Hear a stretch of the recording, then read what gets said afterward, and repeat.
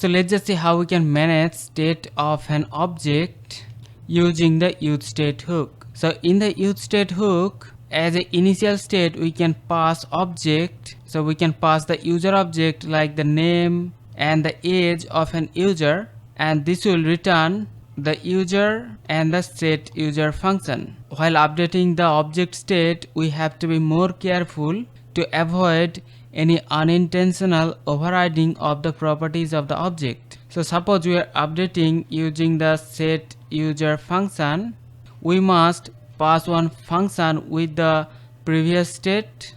So because objects are immutable, so we should always return a new object instead of directly modifying the existing one. So in this case, we're gonna return one new object. So here we're gonna use the spread operator, means 3 dots, to spread out the previous state properties, and then we can specifically update the property that we wanted to update. So we can update the name or the age. So this way updating will avoid any kind of accidental overriding of properties. So let's now create one state user, and also we're gonna use the set user function to update the state, and initially we're gonna pass one object with the name as John and the age property as 25.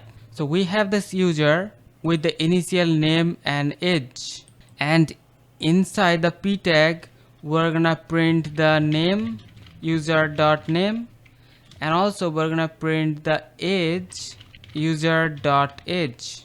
Now to update the name or age, we're gonna use the input tag with the type of text, the value user.name, and whenever we type in that input box, we're gonna fire this onChange handler, and we're gonna handle the name change.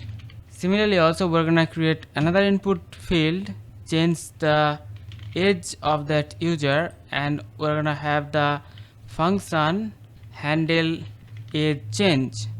So one input field will change the name, and another input field will change the age of that user. So let's now define the handle name change.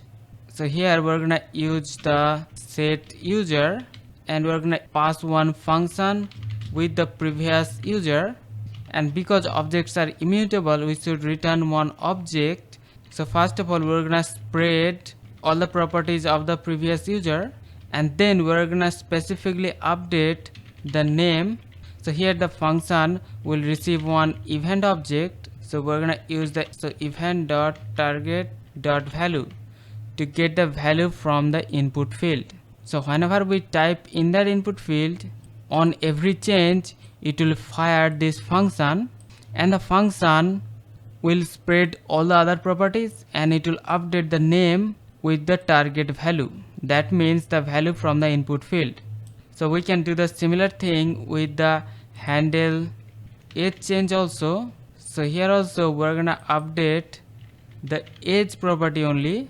So we're gonna spread all other properties, and we're only going to override the age with the value from the input field. So you can see we have the user with the name and the age. Now we can update the name, like we can make it Harry, and we can also update the age, we can make it 30. Whenever we type, the name and age will be updated instantly.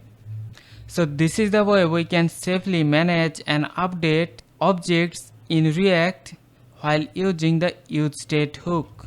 So that's it for the video. We'll see you in the next one. Take care.